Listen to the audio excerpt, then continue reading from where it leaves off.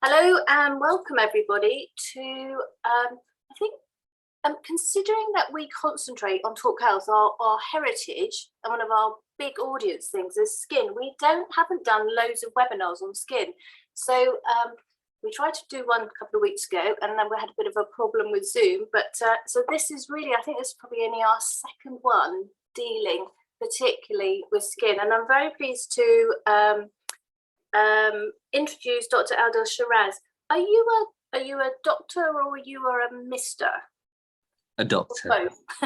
No, I'm a doctor. You're a doctor, but you are a consultant dermatologist. Correct. Yeah. So I'm a consultant dermatologist. I work in London, and my interests include mostly medical dermatology, but also some surgical dermatology as well. And I see a lot of a variety of skin conditions: acne, psoriasis, eczema, and remove a lot of surgical things, skin cancers, etc. So I'm a general dermatologist essentially, with an interest in acne and more inflammatory skin conditions. Brilliant.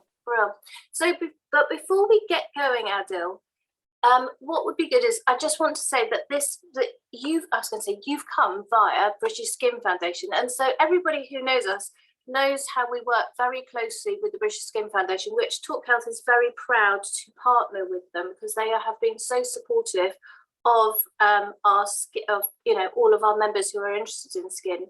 And so a quick word about the British Skin Foundation. As you know, we work with them generally every month. And they are the only charity that support all skin conditions, and also to stress that skin cancer as well. And I think lots of people forget that skin cancer actually is, but please correct me if I'm wrong, it is a skin condition as well. It sort of tends to get lodged over with cancer as opposed to actually being a dermatology, that shows me doing some branding there, gosh, dermatology issues. And what British Skin Foundation do, although it's interesting, they are a research charity, so they give out grants to look for, and we would use the word here cure, because they are actually looking for cures for skin conditions, and which is a word, as you all know, that we're all a bit, well, we worry about using. I think that's probably the right expression.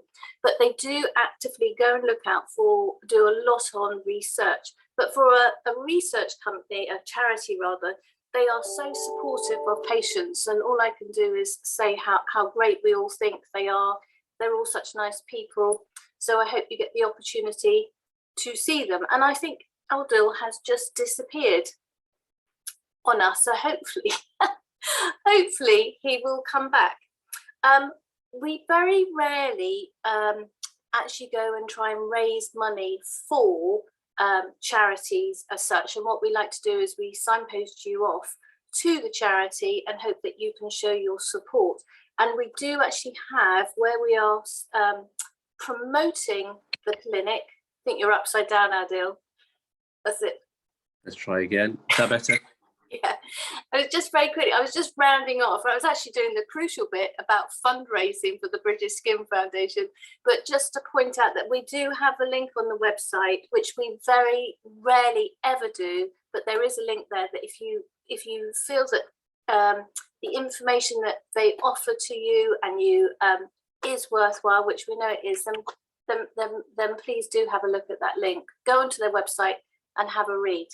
So now I've done my waffling bit about the British Skin Foundation, probably done them a huge injustice for such an amazing organisation. Perhaps, Adil, we can just go on. So talking very quick, a little bit about yourself before we go into acne. As you said, you are a dermatologist, which means that you treat all skin conditions, but you have a special interest in acne. Correct. Yeah. So acne and other inflammatory skin conditions, been seeing acne patients for, of course, many years since I've been a dermatologist. It's one of the most common skin conditions we see. Our clinics are full of acne patients, and we have specialist clinics that run in acne. We have specialist nurses who deal purely with acne, Roaccutane as well. So it's something that I've been interested in a long time, because it's one of the conditions actually you can genuinely make a difference in somebody's life with really good treatments available, and it's something we can actually cure unlike a lot of other dermatology conditions, which unfortunately can be chronic conditions like psoriasis or eczema, there often isn't a cure to these. We manage them reasonably well, quite well, in fact. But with acne, the joy of acne can be that you can actually cure it. There will, of course, be the unfortunate few where it's a chronic problem, but generally we have really good treatments for it. And I think the one thing with, I mean, it's the same with a lot of skin conditions, but acne is one of those ones that seems very cruel and very brutal at an age where you're suddenly becoming aware of your appearance, and then, oh my God, you turn into, you know, this a red mass, you know. Yeah, absolutely. So acne tends to become more prominent in your teenage years, when you hit puberty, when you are more aware of what you look like. Of course, you're at school during this period and you come in contact with other people. You might be forming relationships. And so it is a big deal for a lot of our young teenagers. And it doesn't have to be, you know, severe acne. It could be a few spots that really debilitate patients, prevent them from going into school. I've had patients who've had a couple of spots and they've been embarrassed to go into school. There have been lots of studies that have looked at the impact of acne on the mental health of young adolescents and young patients. And there's lots of social isolation, social anxiety, depression, and even suicidal ideation associated with acne. It doesn't necessarily have to be severe acne, because what is severe acne? I mean, we can divide it based on grading systems, but then patients will have their own grading system in their head, and a few spots may be severe for them and it might prevent them from doing things they would otherwise do. So absolutely right, it has a big mental health impact, particularly on the age group that it tends to affect, which tends to be the teenage years. And then of course there's the acne that tends to go into later on in life, which is adult acne, which has a different kind of impact, but again, nonetheless, a significant impact on mental well-being of our patients. And what is there a definition, or is there a difference between saying, well, I've got spots and I've got acne? I mean, could you have one spot and then say you've got acne? I presume not, but how does that work? I mean, acne is a term we use as doctors to define the condition, but essentially spots, pimples, zits, it's all acne. And you know, 3 spots may bother you significantly, but 10 may not bother someone else. So when patients see us, if the spots are bothering them enough, then we will treat, and it's all acne. It's all the same thing. It's just a spectrum. We can grade it as mild, moderate, or severe, but essentially is all the same process. And the treatments are all relatively the same. Whether you have 1 spot or lots of spots, the treatments will always start at a certain point and we will move our way up along the ladder. And that's interesting because obviously we're going to go through, as we spoke earlier, about the steps of, you know, what it is, what triggers it, and, you know, we'll end up, you know, hopefully doing some self-management. But, you know, there is definitely the obvious teenage signs, and then also into the early 20s. And I think people forget that it doesn't stop. As soon as you suddenly hit 20, it stops. And then obviously that the other end is, you know, people that have never had any form of, you know, they've always had a clear skin, and they suddenly go into being perimenopausal, you know, further up the chain, suddenly they get spots that they've never had before. Oh, I think he's disappeared again. I hope you're still there. Oh, you're back again. Yeah, there you go. Sorry about that. Yeah, so I don't know if you missed that. I was just saying is that, you know, when we start looking at acne, because as you said, acne is acne, whatever, you know, however many spots you may have. But Yes. is it the same, and the way that you treat it, the same, but whatever age? Very good question. I guess, first of all, is there a definition of adult acne? When does it become adult acne? And we don't really know, to be honest. When do you call, when does standard acne become adult acne? In my clinic, I tend to use a cutoff period of sort of mid-20s, maybe, in my head. There's no real definition for this. Is it different? Treatments are relatively similar. Is the condition different itself? The areas affected can be different. So in teenage acne or standard adolescent acne, you tend to get acne affecting more sort of the T-zone. And when you see adult acne, you tend to get it in the beard area more often, so along the jaws. We call it the U zone for women. We don't want to say beard area. So the U zone around here, and maybe a little bit here. So the type of acne does change, or the location of the acne does change when you are slightly older, when you get it. And there are some studies that have looked at why, and it may be because as you get older, it may be more of a hormonal trigger there. When you're younger, there is also a hormonal impact there, but there are other factors that may be playing a role, and we can go into the various factors of what may cause acne in a little while. But yes, there is a slight difference in the way the acne presents, but the treatments more or less will essentially be the same. You may want to tweak a couple of little things here and there. You may want to consider more, for example, oral contraceptive pills if it's a little bit older in a female, for example, or other hormonal treatments may be considered, but the basic treatments will be very similar. Right. Okay. So when people, so if we start from youngsters and move on up the scale, and obviously, what sort of age? So at what point, as a parent, or not necessarily a parent, but even the child or young adult, at what point do you suddenly think, I need to sort this out? These are not just the occasional spots that disappear. What's the point at which you think, actually, it's worth to go and speak to someone because something could be done about this? Absolutely. Good question. And as dermatologists, we, of course, tend to generally see patients who have already had some degree of treatment from their GP. On the whole, patients will present to their GPs, and it'll be at different levels of the acne. As I said initially, that acne can be in different grades. You can have 2 spots, you can have 20 spots, and it depends on how much the acne is impacting you when you go to see your GP. However, in terms of treatments, the first treatments that GPs tend to give out will be topical treatments and then oral antibiotics. And by the time they've got to us as dermatologists, they've tried all the standard treatments. And then we move on to the more heavy duty stuff, such as Roaccutane or the more hormonal treatments.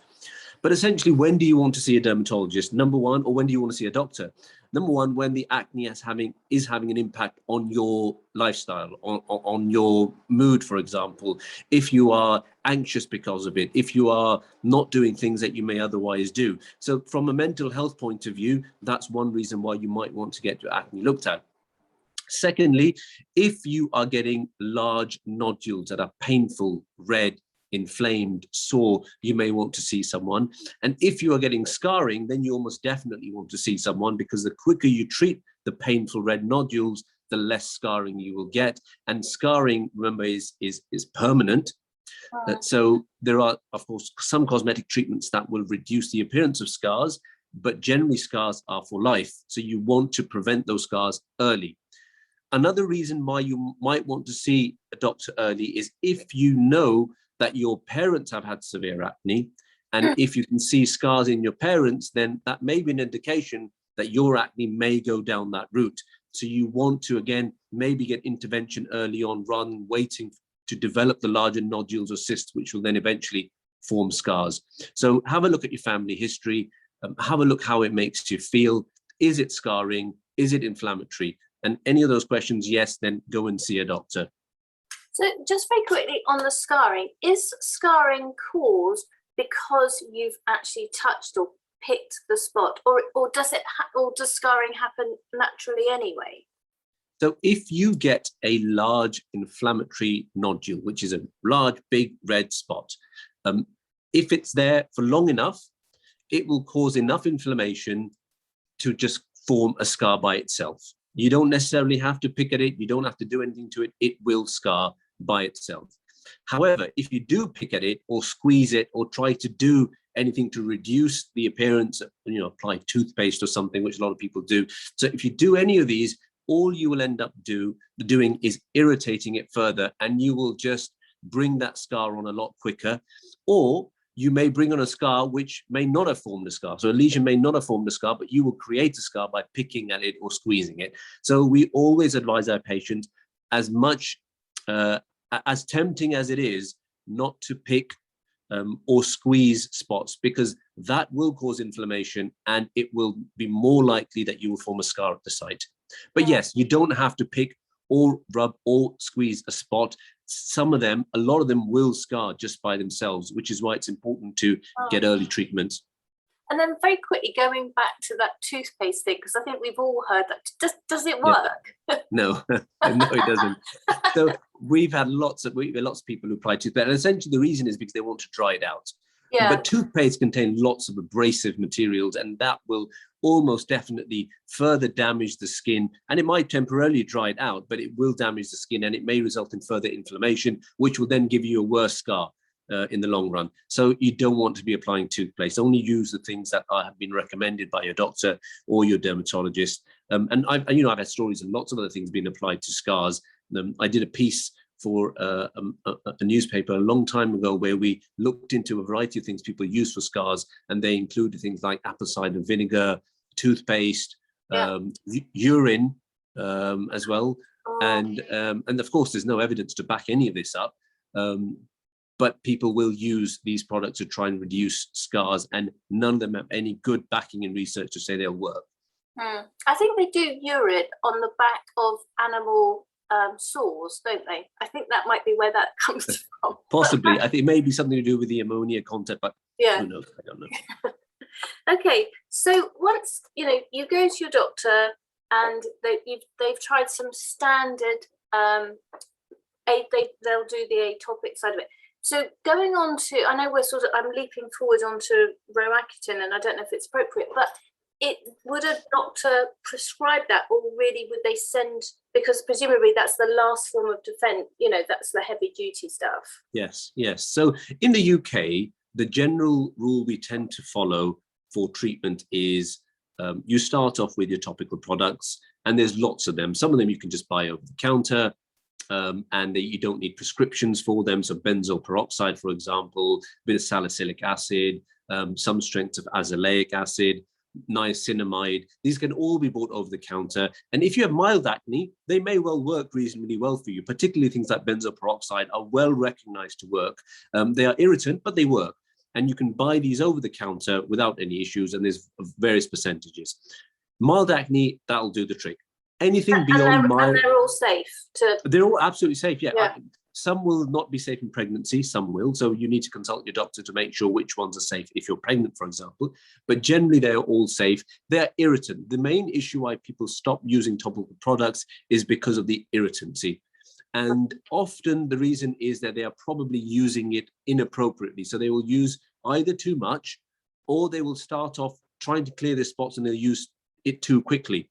So you always want to use topical products and build it up slowly so your skin can get used to the product. So you want to start off by using it maybe every third day, then every other day, and then on a daily basis, so your skin can get used to it.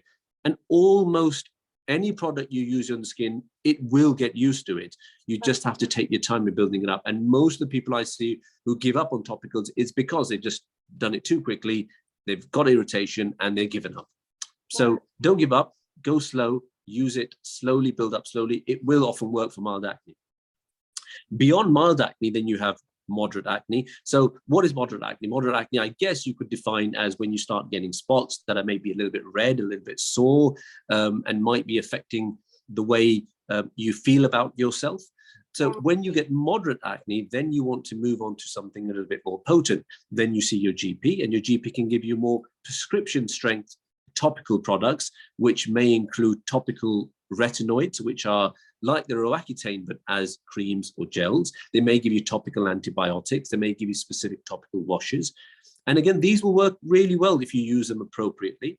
They may add in an oral antibiotic. So you might be on a 2 to 4 month course of an oral antibiotic along with your topical products.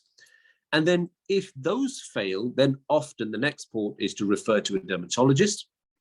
And then we'll see the patient, and then we'll have another discussion whether they want to go on to another antibiotic or whether they want to go on to Roaccutane. And that will depend on a variety of things. It will depend on, are they scarring? How bad is it? How inflammatory is it? Do I feel that another course of antibiotics will be beneficial? Will it cure their acne? Because we want to cure their acne, essentially. There's no point in giving an antibiotic for 4 months and then it'll stop and everything will come back again. You want to ideally try and cure the acne. So There's a variety of factors that we will use before we determine whether a patient is suitable for Roaccutane. And of course, we will take into account their mental health, because there are cases of potential depression, no mood with Roaccutane, which we can discuss a bit later on. And we will take that into account. We will take into account how the acne affects their life, how many spots they have, is it scarring, is it not scarring? All of these factors will be weighed up. There'll be a discussion with the patient, with the parents, and then we can decide on whether Roaccutane is an appropriate treatment for them. And also, Roaccutane presumably is prescribed for adults who have acne as well. So Roaccutane is prescribed. You can prescribe it to essentially anyone. There are babies that have had Roaccutane. So there are some cases of neonatal acne, and there have been case reports of babies receiving Roaccutane. So it's a safe treatment at any age, essentially. You can give it to children, you can give it to adults. They come with certain side effects. And if you can tolerate those, yes, you can get it essentially at any age. And I mean, do you know, when you're talking, I think of all these questions, and I really should be writing them down. But I mean, so when we're talking about, I suppose two things that sprang to mind. I mean, because I think one always thinks of acne on the face. Obviously, it doesn't just present on the face. That's just the bit that you see. So yes. The products that we're talking about, are there specific products for the face, or there ones for the back, which are the back and the chest are the other main areas, aren't they? Correct. Usually the upper back to mid back, the shoulders, the chest not as much, but the sternal area just in the center of the chest sometimes can be affected. So the treatments essentially will be the same. There's no different active component for something you use on your face as compared to what you would use on your back. The only thing you need to bear in mind is that a lot of the tubes are relatively small, and if you start smearing all your back, you'll get through them very, very quickly. But the treatments are the same, essentially. I do find in my clinics that the back tends to respond quite slowly. The face tends to respond a lot quicker and better, and the back tends to take a little bit longer to respond. So just be patient with whatever treatment you're on, and remember your torso will be a little bit longer to respond as compared to the face. Is that because, what do I know? But I was going to think in the back sort of you think it's got thicker skin. Is that the reason, or?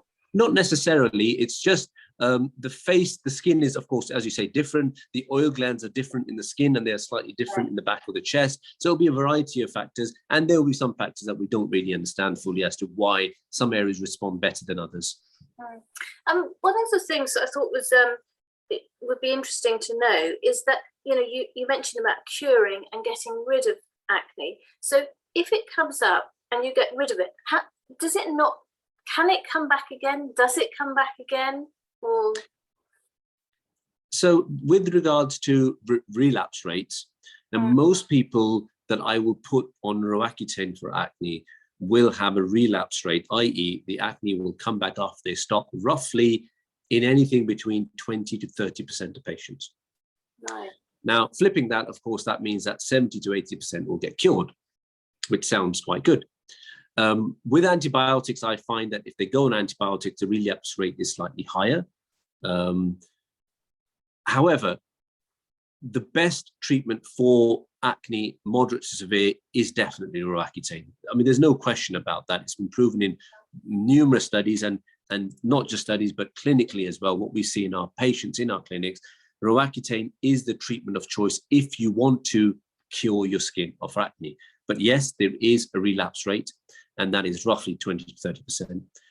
Almost all my patients who go on Roaccutane, if they do relapse, they will almost always say it's nothing like it was.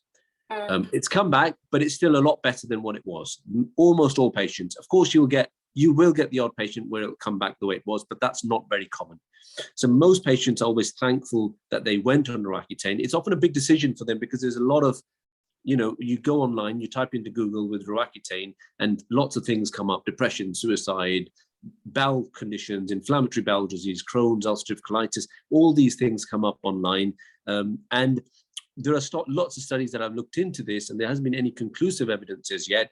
But we do bear it in mind, and we often counsel our patients with regards to these potential side effects, and patients will already be aware of this. So it's a big decision for them. But I can confidently say that almost every patient I've treated with Roaccutane who has been nervous about the drug has always been thankful that they went on it, almost always. Wow. So why is it a big step? Is it because there's a lot that you have to, is it the side effects from it? Yeah, describe to me when you go onto it, what was it like being on the drug, and how long do you have to be on it? Yeah, so it's a side effect, you're right. It's usually it's a 6 month or so course, roughly. It varies from patient to patient, depends on their weight, how they're tolerating it. So, but on average, it's about 6 months. And female patients in particular will have to be seen by a dermatologist on a monthly basis. They will require a pregnancy test. You're not allowed to get pregnant while you're on the treatment because it's teratogenic, which essentially means it will cause birth defects. So you cannot get pregnant on it. And other side effects will include dry skin, dry eyes, generally dry lips. Your nose will become dry from inside. Your muscles might ache. You will get sensitive in the sun, so you'll burn a lot quicker. And then the other side effect, which is the more worrying one, which patients always talk about, and almost every parent I see with a teenager will bring up, will be depression, suicidal ideation, anxiety, low mood. And in my clinic, now the evidence to back that up isn't very strong. What I can say is from the patients I see in my clinics, I have seen patients who have developed low mood while on the treatment. Thank God I've not had anyone with suicidal ideation, but I have seen low mood. I have seen patients becoming depressed, and I have had to stop the treatment in some of my patients. Now that's very rare, and I've treated thousands and thousands of patients with Roaccutane, and I can probably remember 4 or 5 where I've had to stop it because of mood issues. Now, what you've got to remember is that a lot of the studies that have looked at rates of depression with Roaccutane put it at roughly between 1% and 3%. So patients that go on Roaccutane, 1% to 3% of them will develop low mood. If you look at the background rate of depression in general public, it's about 3%. And some studies put it at as high as 7.6% or 8% almost. So I guess the question is it the Roaccutane that is causing the low mood?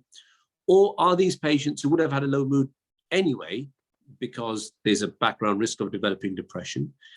Or was it because they had a low mood because their skin was really bad?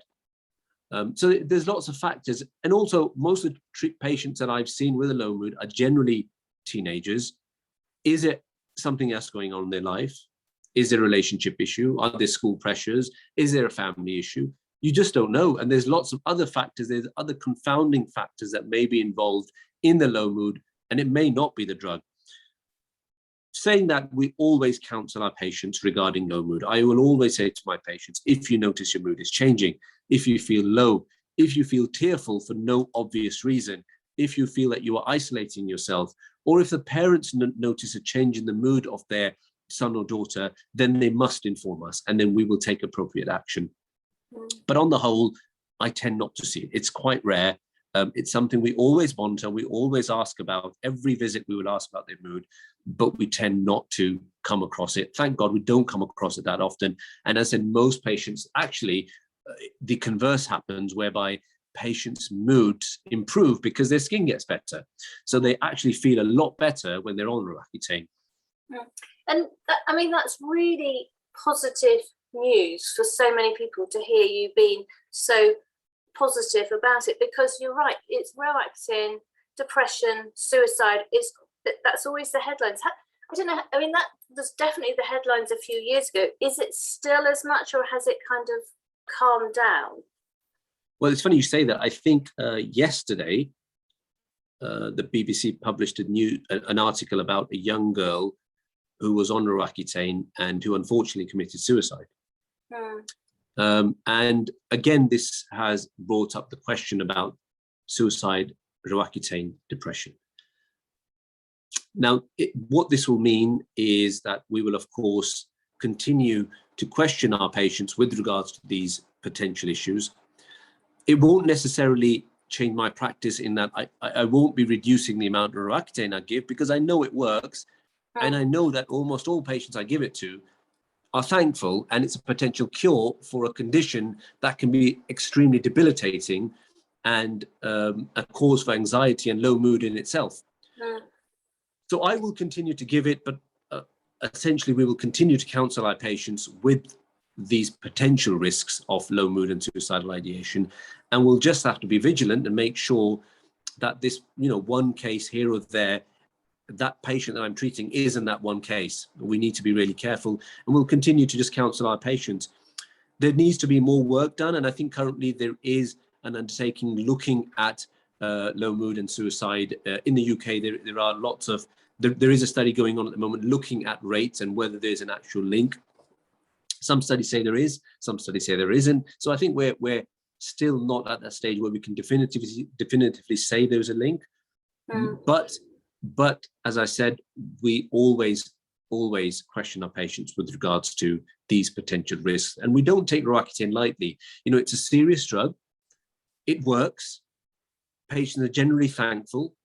They tolerate it a lot better than what they think they were going to. So when patients read up, they're always worried about the potential side effects. But I would say 80% of patients, when they talk to me a few months later, they were expecting a lot worse than what they actually have. So most people feel that the side effects will be really bad, and they're not. And that's probably because they've read up so many different side effects, and in their head, they've built up a potential of what may happen, and then it doesn't really amount to that. And at the end, they're quite happy then in terms of the side effects. So they tolerate it really well. And there are ways you can, reduce some of the side effects and manage your skin. And if you're seeing a good dermatologist, they'll be able to talk through all of these various options of how you can reduce the side effects from Roaccutane, or manage them at least. And I suppose also, particularly if you're dealing, presumably the percentage of patients who have it are teenagers, this will be the first time they've ever had a medical condition. They've had to go on to a drug, and all of those things that as you get older, you take for granted that as you go through life, something happens and you have to go on to drugs, and you manage if there are side effects, etc. So it's a big shock, isn't it? Absolutely. And that's a really good point. And going back to the depression side of things again, you are absolutely right. Often the first time a teenager will see a doctor might be for their acne. And they've probably never seen a medical professional before that for anything else apart from a few vaccinations here and there. And then when they see a dermatologist, we question them, we'll ask them about their acne. And it might be that is the first time that actually a problem with the mood or depression might be highlighted. And so is it, again, that brings up the question, is it the drug, or is it the fact that this is the first time they've seen a doctor and the depression has actually come to light because this is the first time they've had a consultation with somebody? And then often the drug may get blamed in that situation, but they may have had it anyway. So you're right. It can be tricky, but it is a very rewarding treatment for a lot of our patients. And as I said, most people are very thankful that they went on it. As long as you're being seen by a good dermatologist who knows what they're doing, who knows how to titrate the dose, who knows how to manage the side effects, familiar with the drug, and you have a good rapport with. You need a good rapport with your dermatologist so you can clearly talk and be open and candid about the side effects you may be getting. And that you can trust, because it is about absolutely trust. Yeah, totally. Correct. So going back, because I know we've kind of leapt into the nitpick, so to speak, to start off with, but sort of pulling back a bit, are there certain triggers that set people off with acne, and are there things that we can do to prevent those triggers or prevent things happening? Good question. So a lot of the younger patients, when they come to me, often with their parents, and of course, naturally, as a parent, you want to know, why does my son and daughter have acne? And what are they doing to potentially cause this acne? And is there anything they can change? Are there any lifestyle modifications that can be undertaken to prevent their acne from occurring or flaring up? Now, lots of studies have looked at a variety of factors, and there are numerous factors that may potentially trigger it. The biggest factor is genetics, and that's unfortunately something you can't control. So if a family member, a parent, a close family member has had severe acne, there is a high chance you will get acne as well. And of course, you can't control that. That's out of your hands. So that is the biggest factor of if you're going to get acne. Other factors include stress. And I will often find, particularly my younger patients, tend to flare up during exams or periods of stress. And yes, there is definitely some evidence to suggest that stress will release certain hormones in your body, which will then trigger certain oil glands and result in a flare up of your acne. So stress management is important. Mindfulness, and there are lots of other ways of stress busting that you can go through, talking to somebody, and being aware that stress will flare up my acne and therefore dealing with it. So stress, another potential cause for acne. How about diet? So always get this question. Diet, does chocolate flare it up? Does milk flare it up? I have patients who are absolutely convinced that chocolate will flare up their acne. And there has been lots and lots of study, lots of research that has been done on chocolate and diet and dairy and milk. And they date back from the early 50s. In fact, they've been looking at this for many, decades now. And there's still nothing conclusive out there to suggest that food may trigger acne. However, I will almost definitely get patients in my clinic who are absolutely adamant that a bar of chocolate would flare up their acne. And I have no doubt in my mind that for that patient, it probably does. So for them, not eating chocolate is fine. Cut it out. If it helps your acne, great. But if you took, 10,000 patients and looked at whether chocolate flares it up, the studies show that it's inconclusive and there's no strong evidence to suggest it does. But anecdotally, you will always get patients whereby they will say, this flares up my acne, or this flares up my acne, or milk flares it up. And that's fine. It may well do it for these patients. There's no strong evidence that it does. I remember attending a lecture in Miami many years ago about acne, and they had presented a whole paper on how chocolate does not cause a flare-up for acne, and they'd given data, a good 45-minute presentation, and at the end the presenter said, I have to announce my affiliations, and she was working for one of the biggest chocolate manufacturers in the US. So again, a lot of this data you've got to take with a pinch of salt, because there will be certain affiliations or links there whereby you need to work out, are these papers actually, making sense? Because a lot of them will be sponsored by specific companies that will have their own interests at heart as well, of course. So that study essentially looked at and said that chocolate does not flare it up, but there are other studies that say it may well flare it up. And we don't know why. The thought is that cocoa, for example, contains a product called oleic acid. Oleic acid may have an impact on oil glands, and maybe we know that it can occur in animals. Whether it translates to humans, we don't know. So if you feel a food product is aggravating your acne, then fine, cut it out. But on the whole, from my experience, I'm generally not a fan of restrictive or prohibitive diets. So I think cutting out things generally doesn't make a difference for most of my patients. And I will get patients who will say to me, I cut out dairy for a whole month, my skin got better. And the next month when I still had cut it out, it flared up again. So, they've cut it out and it's still flaring up. It doesn't often make a difference. So, and this is true for a lot of other conditions as well. So I get eczema patients, psoriasis patients who will say, I went vegan, I went vegetarian, my skin cleared up, but then it comes back again. So, maybe there isn't something individually in that patient that makes a difference. On the whole, diet doesn't make a big difference. There are some studies to suggest that if you have foods that release sugar in your blood very quickly, so if you type in the word glycemic index on Google, you'll find a list of food products. Anything high up on the glycemic index will release sugar in your blood really quickly. And if something that releases sugar in your blood really quickly affects other hormones, which may increase oil production and may cause acne breakouts. So there is some actual evidence regard to high sugar content foods that you may want to look at and cut out, but that's probably good for your health anyway. So you may want to cut it out for other reasons. But surely there is a thing that if you have a rubbish diet, which will include everything, your skin isn't going to be so great. Well, I guess. Is that true or not? It's true. If you have a bad diet, and if you put on weight, if you have a high body mass index, a high BMI, then there are definitely studies to show that a high BMI will be associated with increasing acne. And that will be through problems with insulin release, which can also affect other hormones and oil glands. It will be with other androgens that you may be releasing. So androgens are like sex hormones that you will be releasing, and they can also impact acne. So potentially a bad diet will have an impact on your general health. It might push up your weight, and then that may trigger the acne. A bad diet on its own, again, there's no conclusive proof, but it's good for your health. So just have a healthy diet, I guess. Okay, so those are sort of the major triggers that you've mentioned.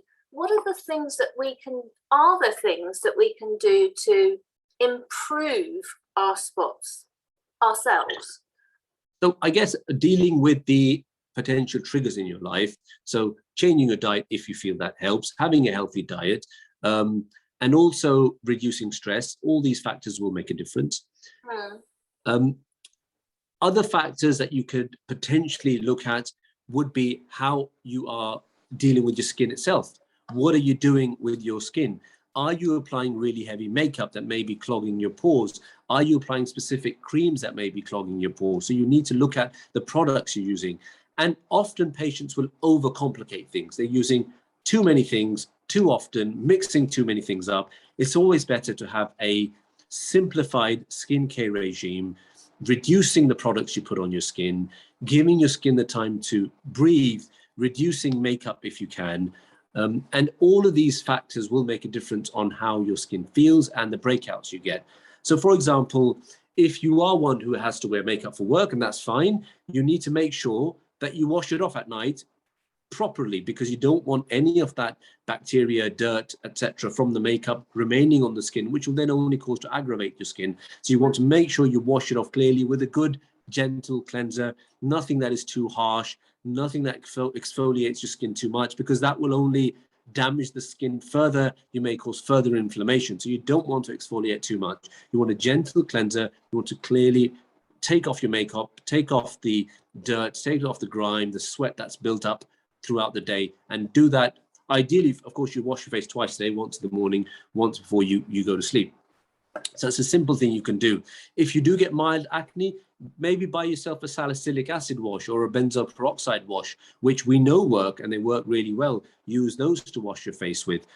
So these are a few little things that you can do. If, for example, you exercise, make sure you wash your face immediately after, because sweat will often irritate the skin and it may cause acne breakouts. Also, in current times, with us all having to wear masks, that is another cause for acne. And it's a well-known cause, in fact, wearing masks and occlusive things on your face. So sports people who have to wear helmets or things under their chin, straps under their chins, are well known to get acne in these areas. It's called acne mechanica, because it's a mechanical thing that is potentially causing acne. And in current times, mask wearing has been associated with breakouts of both acne and rosacea, which is a slightly different condition, in the area where you're wearing the mask. And that may be because of the irritation the mask is causing to the skin, changes in temperature, changes in heat, sweat production, oil production. All these factors will cause acne breakout. So if you're wearing a mask, make sure it's either a cotton or a silk one. If you can, it's a lot gentler on your skin. Make sure you're washing it regularly. You don't want any dirt or bacteria building up on it. Make sure you're taking off as much as you possibly can if you're in a safe environment, if you're at home, for example, or other way where you can take it off. Let your skin breathe. If you've got to wear it, you've got to wear it, but give your skin time to breathe as well. So masks have been a big factor in current times. Other factors, the sun, for example. If you are getting acne, you need to try to avoid too much sun, because that will result in further pigmentation of those spots that you're getting, or going red or pink. So you want to be careful in the sun. So you need to use sun protection when you're out in the sun if you have acne. And then you can get, various moisturizers that have sun protection in it, or a good sunblock that will help. So lots of things you can do to prevent your acne or reduce it. And these are things that you can do at home by yourself without necessarily seeing a dermatologist. Of course, if it goes beyond your mild stage, then you need to see dermatologists for more medical treatments for your acne.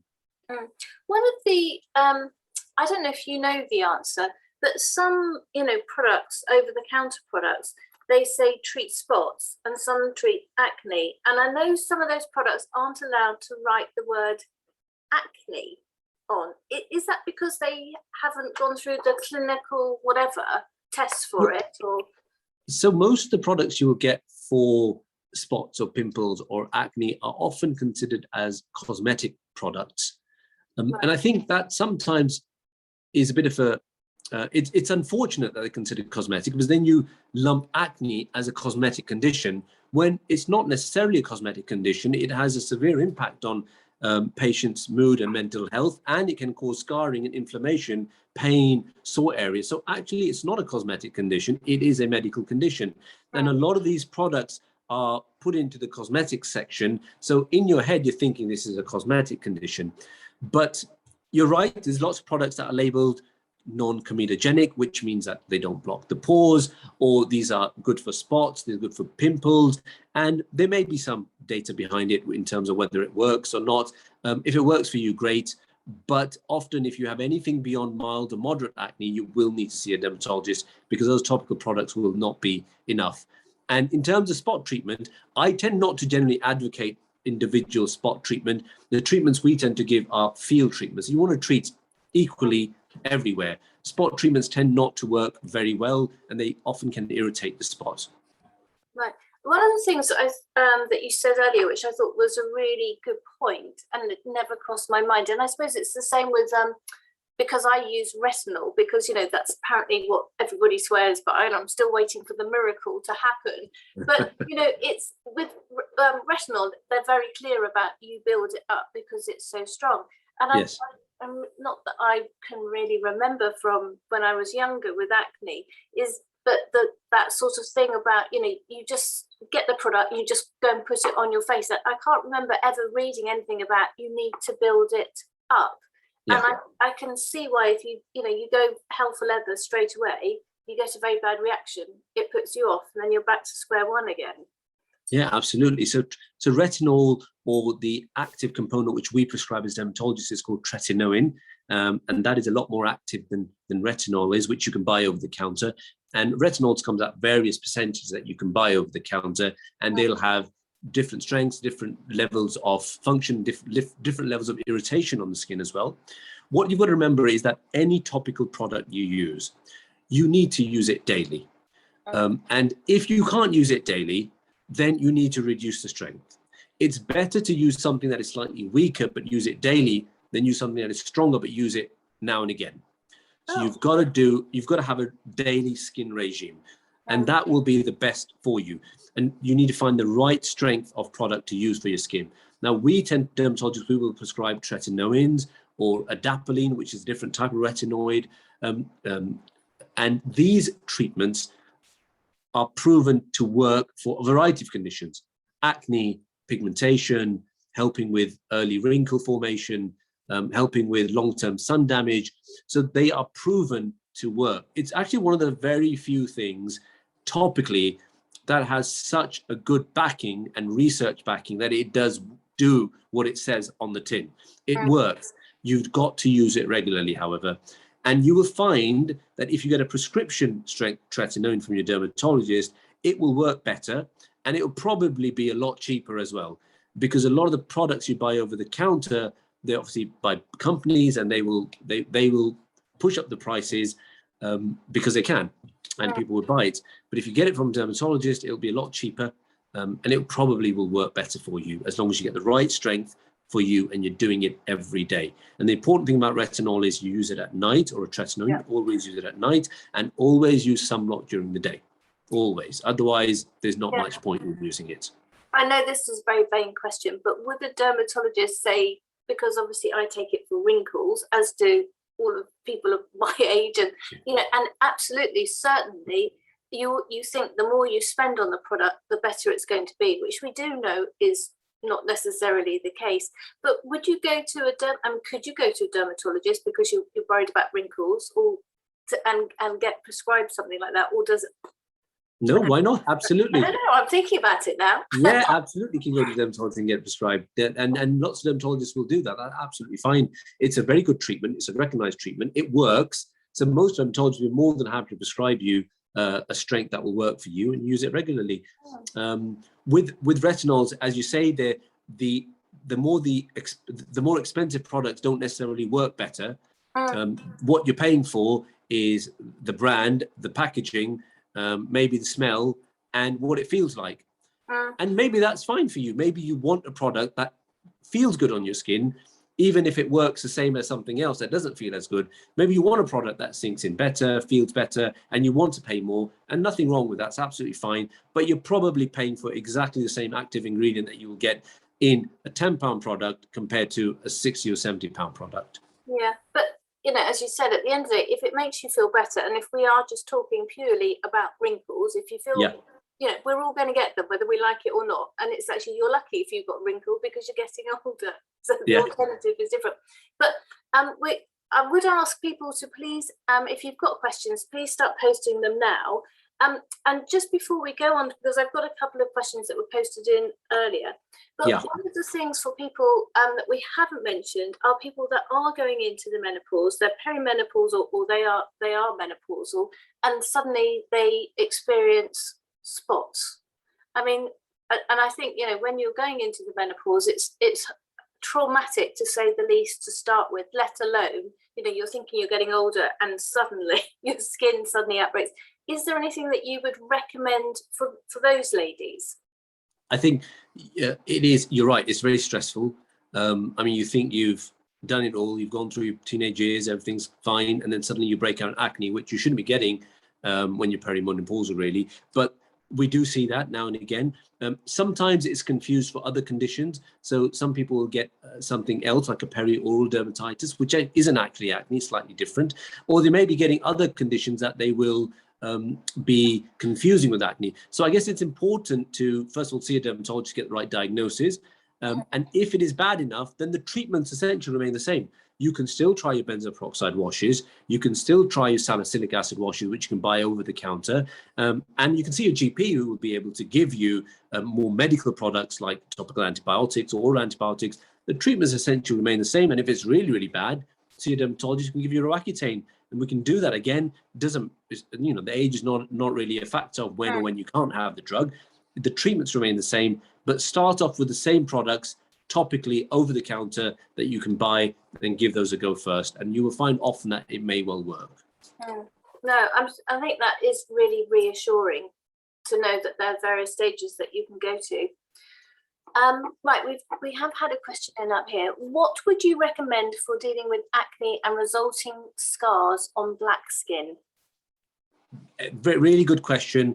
And the thing with black skin and Asian skin and dark skin types generally is that often the pigmentation you get from the spots is a lot more disconcerting and a lot more depressing for the patients than the spot was in the first place. So you will find in Caucasian skin, in white skin, when people get acne, they will have scars, but often the scars may be slightly pink, or they may be even lighter in color eventually. But Asian and black skin tend to develop a lot darker scars. They will often also confuse scars with pigmentation, and those are two different things. Pigmentation is a dark mark that is usually just flat. If you rub your finger over it, you can't really feel it. It's a flat, dark mark, and that tends to be what's called post-inflammatory hyperpigmentation. And there are lots of ways you can deal with that. There are cream azelaic acid or tretinoins or lasers or a variety of things you can do cosmetically to try and reduce that pigmentation. Then there are true scars. True scars are often either indents in your skin, or they are sort of crevices like craters, or they may be sort of rolling scars where just the skin is uneven, or you may have keloid scars, so more common in black and Asian skin, keloid scars, which are raised, lumpy scars. So there are a variety of scars that you may get from acne in black and Asian skin. But often I find that when patients come to me and they say, I've got lots of acne scarring, can deal with it, it's usually not scarring. It's usually pigmentation. And the treatment for pigmentation is different to how you would treat scarring. So I guess the first step is get your acne looked at, or your skin looked at, to see, is it scarring, is it pigmentation? Because the treatment will vary slightly. So get that looked at. Skin of color, generally, there are not a lot of case reports. There's not a lot of research. And in fact, a lot of the textbooks that we get in the UK, especially when we study dermatology and when we study skin, when we study acne or psoriasis, it tends to be the pictures you see are generally in white skin. And black skin and Asian skin will present very differently. So you need to be familiar with what Asian and black skin will look like in certain skin conditions, including acne. And there is a lot of push now to include other pictures of other skin types to know what actually various skin conditions will look like. And as I said, if I see a patient who has had really bad pigmentation on their skin from acne, I know that they've had really bad acne in the past. And if I see a parent who's had lots of pigmentation, I will know that their child may go the same way, so I might treat them more aggressively. So it's important to bear that in mind. And the pigmentation, as I said, can be a lot more distressing than the actual acne. So you need to deal with that as well and get it looked at. Is it pigmentation? Is it scarring? Okay. Is there, I can't remember, I think I knew the answer, but I can't remember. So I'm going to ask the question again. Is there a difference, between different ethnicities' skin? So, for example, are they more prone? So, is, for example, somebody from China more likely to have acne than, a Westerner like, ourselves? Good question. So, really good question. So, there was a recent meta-analysis looked at 35 different papers. They collected all these various papers from different countries, and they were looking at which countries have what degree of acne. And there was a huge variety. So, for example, in Germany, they found that about 26% of their population had acne. In Brazil, they found over 90% had acne in sort of the teenage cohort that they looked at. So it varies hugely. And there's some places which, just as mentioned, 2% have acne. So it does hugely vary in terms of if there's a link between ethnicity and acne. What we do know, however, is that acne is more common in Caucasian skin.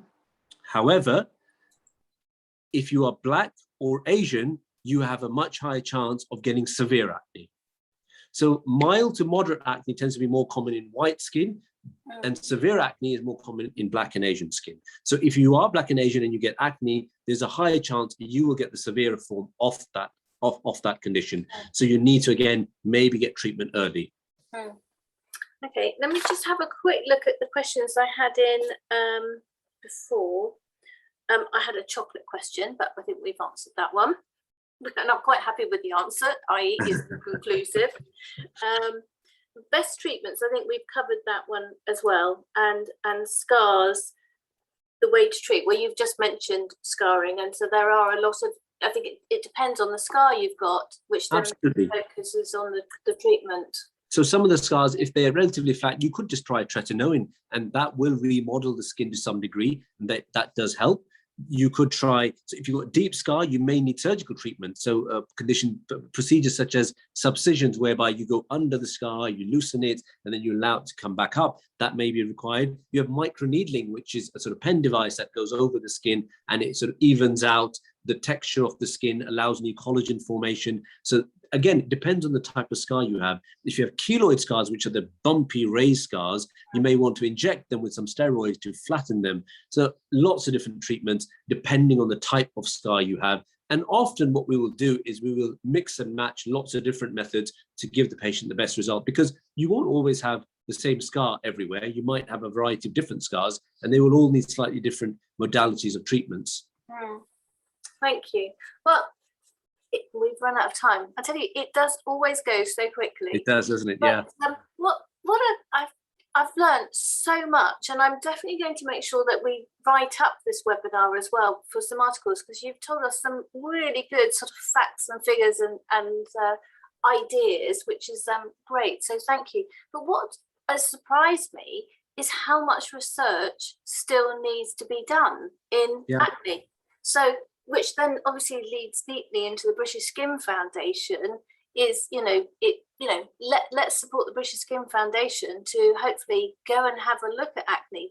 I am so surprised we still don't know the correlation definitively between chocolate and acne. Yeah, absolutely. And as I said, there's been lots of research already done, but nothing conclusive. Nothing conclusive as yet. So we do need more info. And it may just be that things are more individual than we think. We are moving towards more personalized medicine now, and working out what medicines will work for what type of person, or what phenotype will respond to what type of medication. So that's the way medicine is now moving. And you want to treat patients as an individual, rather than saying that these are the treatments, and regardless of who you are, what skin type you are, what type of acne you are, this is what you have, this is what you're going to get. So you want to move towards more personalized treatment, and that will, and then that will also be looking at triggers, and triggers will be different for different people, different ethnicities, and that all needs to be looked at. And you're right, a lot more research needs to be done. A lot has been done, but we need to continue with it. I've just had another question. So can I just quickly ask you, my son has recently started using over-the-counter products. How long should he stick with the treatment before moving on to something else? That's a good question. Yeah, so it depends on the grade of acne he has, first of all. And if you don't see an improvement with the topical over-the-counter products, I would say you need to give it a good 6 to 8 weeks. 6 to 8 weeks you need to give it. If you don't see an improvement, then it's time you move on to something else. Either see your GP, see a dermatologist. If you're using benzoyl peroxide or salicylic acid, then there's not much else you can buy over the counter. Beyond that, it's all prescriptive. So you will need to see your doctor to get something a little bit more potent. But you need to give any product that you use on your skin, you do need to give it at least 2 months before you make a decision of whether it's worked or not. So keep up the treatment, and if you're not happy, go and see your doctor. But give it 2 months before you decide whether it's failing. Yeah, super. Well, thank you so much for joining us today. It's been really, really great. And I know that this will have a lot of people will be very keen to listen to this webinar as well. So thank you very much for your time. And You're thank you welcome. for joining us. No, thank you so much for having me. Thank you. Bye. Bye.